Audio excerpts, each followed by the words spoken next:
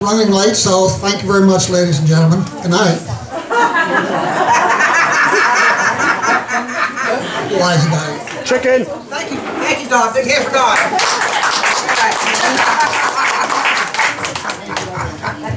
Okay, I didn't realize I was going to be up next. And the reason I'm here tonight, you might have heard about the saying, how to argue with a liberal and win. So we have a little project going, and some of us are picking out some of the 76 ways that have been presented by some publisher. I don't have it in front of me. Here it is. Let me put my glasses on. Was it in Culture? Was it in Culture? It's originally published by Foundation for Economic Education. How to argue with a liberal and win.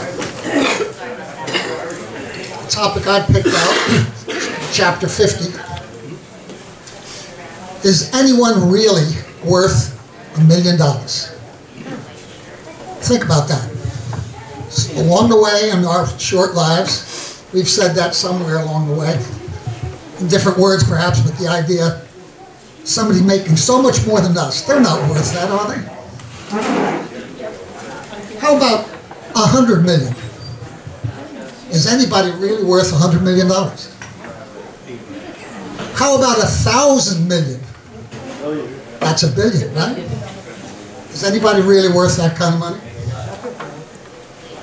If some of you say yes regarding $1 million, but are reluctant to say yes when it comes to $1 billion, isn't that like saying a woman who seeks an abortion was only a little bit pregnant? Billion is a billion. Is Bill Gates really worth $59 billion? Can somebody answer that? No? He's worth $1 billion. 59 billion. I had responses here, but Dan's sake wants me to move it a little on. So you're saying it in your mind. How about 39 billion? Warren Buffett. Now, Bill Gates produced a product that really revolutionized mankind, in a sense. Warren Buffett is a financier, CEO of Berkshire Hathaway. How does he help you and me? He substitutes for a pipeline. Okay, all right. What about Mark Zuckerberg, Facebook CEO? He's just 28 years old, folks, and already he's worth $17.5 billion.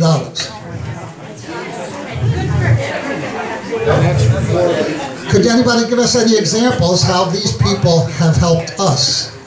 Change that number in 3 months. They've helped out communication, they've helped us socialize, they've helped us with inventions, they've helped us with communication. You have all this network going on. We know what's going on all over the world, no matter where we are. You can't stop saying what they've done, because they have done so much. Very good. He's worth every penny, and more. Okay, yes, sir. They got people to voluntarily buy or give them money one way or the other, and no government was involved, so it's a free choice, unlike Obama, who just takes it because he can. Good point. We have 40, 50 people here. I'm sure we can come up with 40 or 50 different reasons. Go ahead. I think they created jobs. They created jobs for a lot of people.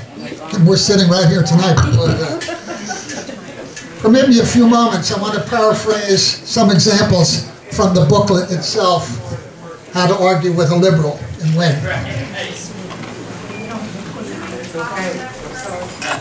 These are excerpts from Nobody is Worth $1 Million, from that chapter. Quote, in this age of the so-called common man, we desperately need a few uncommon men, unquote. That statement in the following commentary was taken from the book, How to Argue with a Liberal and Win, Chapter 50, Nobody is Worth $1 Million.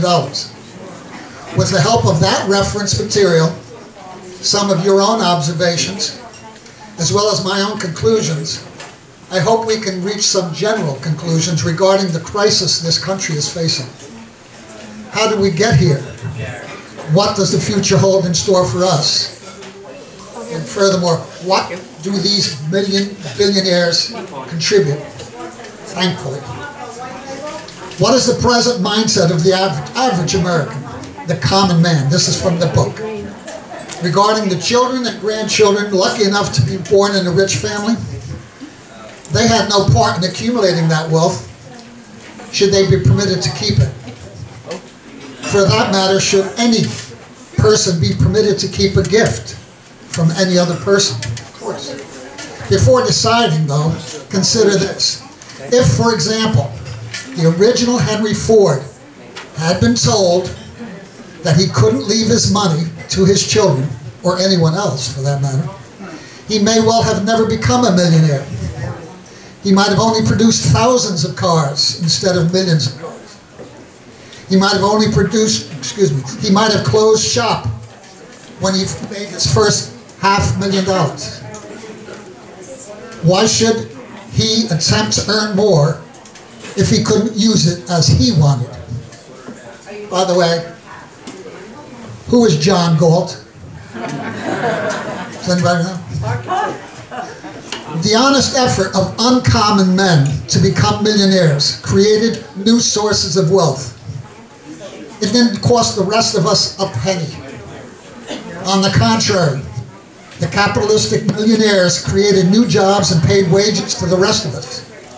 Now the collectivists in America are illegalizing the millionaires, the one percenters, does that ring a bell? And dividing their fortunes by the tax route. The collectivists are destroying the traditional American idea of rewarding each person according to his merit. They're substituting the communist doctrine to, quote, to each according to his need, unquote, by force of government. By the way, have any of you read the Atlas Shrugged book? See the movie. John showed it over in 4 seasons. Very, very good movie. The future prosperity of everyone, including the needy, depends on encouraging persons to become millionaires, to build railroads, houses, power plants, to develop television, plastics, and new uses for atomic power. The reason is simple.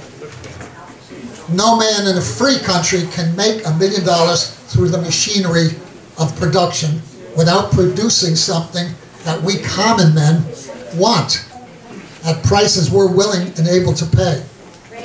It's called the free market. And no man will continue to produce something we want at a price we're willing to pay unless he has a chance to make a profit, to become rich. Yes, even to become a millionaire. It's called capitalism.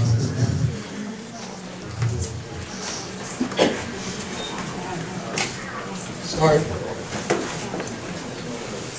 I'm going to podium for you next time, John. Okay, that's all right. But even after those cogent arguments, some of us still may have a problem justifying some individual wealth. How about the salaries of some sports stars? Will any of you question the paychecks of the Super Bowl players this weekend? Especially when you consider the price of the cheap seats that you have to pay. Out of curiosity, I looked into Yankee baseball player Alex Rodriguez. I looked into his records. In 18 years as a major leaguer, he's earned close to $300 million. Not to mention his endorsements. At very rough approximations, I'm not that good a mathematician, he's been up at bat around 10,800 times. Getting a hit less than every 3 times at bat. That makes it $81,000 he gets for every hit. Is he worth? Oh, see, now we're getting those. Okay. $27,000 every time he came up to plate without a hit. Okay? Can any one of you make a case justifying that? How? Yes, go ahead. The case is simple. People go there without being forced and they That's right. pay it. Give the man a cigar. Go ahead, Joe Allen. But what they say is forcing them to buy the ticket. They choose to buy it. That's right. Let's see. I hope they train. Yes, put the number, Don't throw your speech all over the place. number 11. Now I get to do the same one again? You stand there, give me 11 and 12. Oh, no, there are more. Look at that.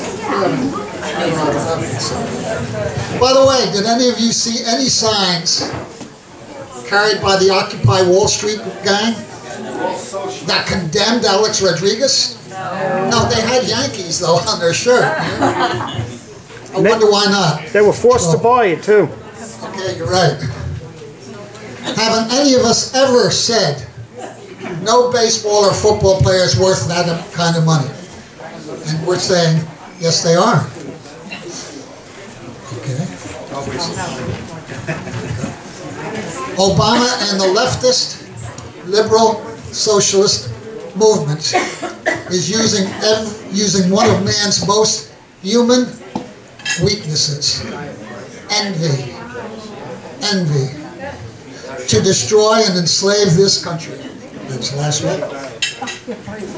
As Tea Partiers, we should never allow ourselves to be characterized as either a 99%er or a 1%er. We must never be forced to rely on John Galt to save our freedoms. Thank you. Good going, John. By the way, I have a friend of mine who's